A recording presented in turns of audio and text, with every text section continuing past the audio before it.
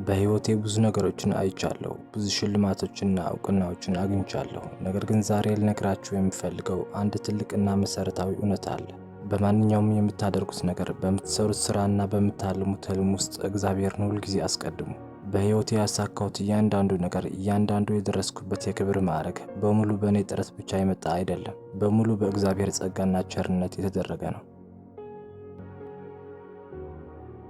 አንዳንድ ጊዜ ስኬታማ ስንሆን ወይም ጥቂት ደረጃዎችን ስንወጣ በራሳችን ጥረትና ችሎታ ብቻ እንደደረስን ማሰብ እንጀምራለን። ነገር ግን እውነታው ከእግዚአብሔር እጅ ውጭ ምንም ልናደርግ አንችልም። እግዚአብሔርን ማስቀደም ስላችሁ ዝም ብዬ ከአየር ላይ ያመጣሁት ነገር አይደለም። ሕይወቴ ገና በልጅነቴ ሙሉ በሙሉ ወደ ጥፋትና ጨለማ ልታምራ ስትል እግዚአብሔርን በእናቴ በኩል እንዴት እንዳዳነኝ ስታውቁ የቃሌ እውነት ይገባቸዋል። ያደግኩት በነጻነትና በችግር በተሞላችው ማውንት ቨርኖን በተባለ ቦታ ኒውዮርክ ውስጥ ነው። አባቴ ፓስተር ነበር። ቀኑን ሙሉ ቤተክርስቲያንና በውሃ መስመር ስራ ይደክም ነበር። እናቴ ሌኒስ ደግሞ የውበት ሳሎን ነበራት። እድሜ 14 ዓመት ሲሆን የወላጆቼ ትዳር ፈረሰ። የአጋጣሚ ለወጣት አእምሮዬ ትልቅ ምት ነበር። ከአባቴ ቁጥጥር ወጣሁ። ከጎዳና ወንበዴዎችና ወንጀል ውስጥ ከሚገቡ ጎረምሶች ጋር መዋል ጀመርኩ። በወቅቱ አብረውኝ ይውሉ የነበሩት አራቱ የቅርብ ጓደኞቼ በኋላ በሙሉ በእስር ቤትና በጎዳና ግጭት ሕይወታቸው አልፏል። እኔ ግን በዚያ መንገድ አልሄድኩም፣ ምክንያቱም እናቴ ያንን አደጋ ተረድታለች። እናቴ ያለችበትን የገንዘብ ችግር ሁሉ ተቋቁማ ወደ ግል አዳሪ ትምህርት ቤት ላከችኝ። ያ የእናቴ ውሳኔ ሕይወቴን አዳነው። እናቴ የጸሎትና የጥንካሬ ሴት ነበረች። እኔን ከጎዳና ሞት ያዳነችኝ የእሷ መስዋዕትነትና የፈጣሪ ጥበቃ ነበረ።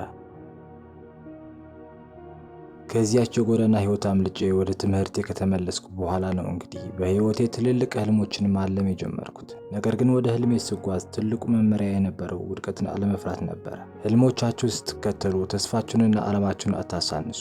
ነገር ግን አንድ ነገር ልንገራችሁ፣ በፍጹም ለመውደቅ አትፍሩ። በትልቁ ውደቁ እላችኋለሁ። ምክንያቱም በሕይወቱ ውስጥ ምንም ነገር ካለሞከራችሁ በጭራሽ አትወድቅም። ነገር ግን ምንም ነገር አለመሞከር በራሱ ትልቁ ውድቀት ነው።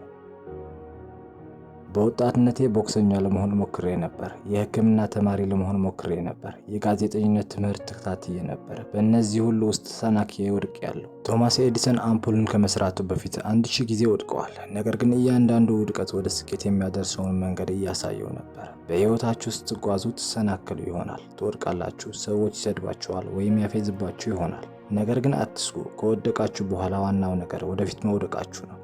በእያንዳንዱ ውድቀት ውስጥ ትምህርት ወስዳችሁ ወደፊት ትሄዳላችሁ። ስለ ውድቀትና ተስፋ አለመቁረጥ ስነግራችሁ ዝም ብዬ በባርተርት አይደለም። ሕይወቴ ሙሉ በሙሉ ተስፋ በቆረጠችበት፣ አቅጣጫዋን ባጣችበትና ከኮሌጅ ተባረሬ ቤት ውስጥ በነበርኩበት በአንድ ጥቁር ቀን የተከሰተውን ትልቅ ተአምር ልንገራችሁ።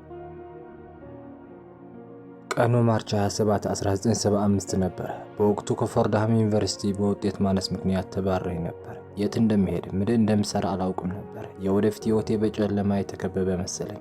በዚያች ቀን እናቴ በምትሰራበት ቦታ ነበርኩና አንዲት አዛውንት ሴት መስታወት ላይ ሆነው በደንብ ይመለከቱኝ ነበር። ስማቸው ሩት ግሪን ይባላል። በቤተ ክርስቲያናችን ውስጥ በትንቢት የመናገር ጸጋ እንዳላቸው ይታወቃሉ።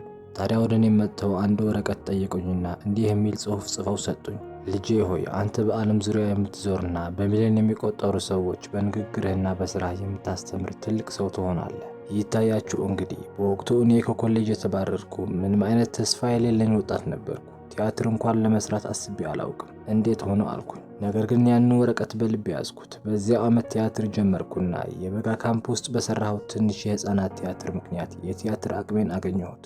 ዛሬ ወደ ኋላ ተመልሼ ስመለከት እግዚአብሔር በዚያች አዛውንት ሴት አፍ የተናገረው እያንዳንዱን ቃል በሕይወቴ ተፈጽመዋል።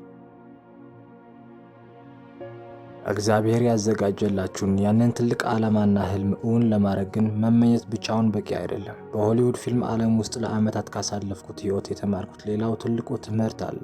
ህልም ያለ ግብ ዝም ብሎ ምስጢራዊ ምኞት ብቻ ነው። መጨረሻውን ብስጭት ነው። በየቀኑ የምታደርጉት ግልጽ የሆነ ሳምንታዊ፣ ወርሃዊ ግብ ይኖራችሁ። ህልማችሁን ለማሳካት በየቀኑ ጠንክራችሁ ስሩ። ነገር ግን አንድ ነገር እንዳትረሱ፣ ስኬት ማለት ሀብትና ቁስ ማከማቸት ብቻ አይደለም። በሆሊውድ ውስጥ እጅግ ባለ ሀብት፣ ኦስካር ያሸነፉ ነገር ግን በውስጣቸው ባዶ የሆኑና ሰላም ያጡ በርካታ ሰዎችን አይቻለሁ። በሬሳ ሳጥን ጀርባ ተጎታችሁ የዕቃ መኪና አይታችሁ ታውቁ ይሆናል። ከዚህ ዓለም ስትወጡ ምንም ነገር ይዛችሁ አትሄዱም። የያዛችሁት ገንዘብ፣ የገዛችሁት ቤት፣ የነዳችሁት መኪና አብራችሁ አይሄድም። ዋናው ጥያቄ የሚሆነው ምን ያህል ሀብት አላችሁ የሚለው ሳይሆን ባላችሁ ሀብትና እውቀት ስንት ሰዎችን ረዳችሁ፣ የሰው ሕይወት እንዴት ለወጣችሁ የሚለው ነው። ይህንን ሁሉ የህይወት ፈተና አልፌ ከምንም ተነስቼ ዛሬ ያለሁበት ደረጃ ላይ ከደረስኩ በኋላ በየቀኑ ልታደርጉት የሚገባችሁ አንድ ትልቅና ቀላል ልምድ እንድታዘጋጁ እመክራችኋለሁ።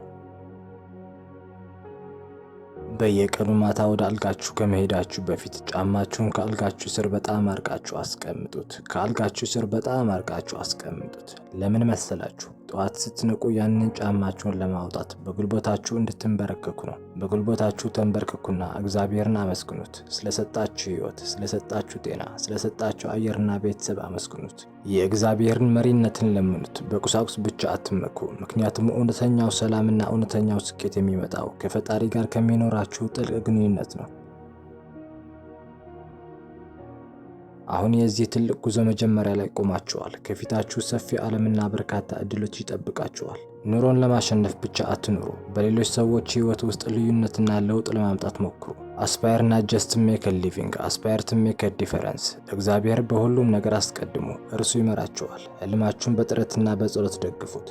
ታዋቂው አሜሪካዊ አክተር ዴንዚል ዋሽንግተን። ቪዲዮ ከተመቻችሁ ላይክ እና ሰብስክራይብ በማድረግ የቻናላችን ቤተሰብ ሁኑ። እስከ መጨረሻው ድረስ ስለተከታተላችሁኝ አመሰግናለሁ። ቻው።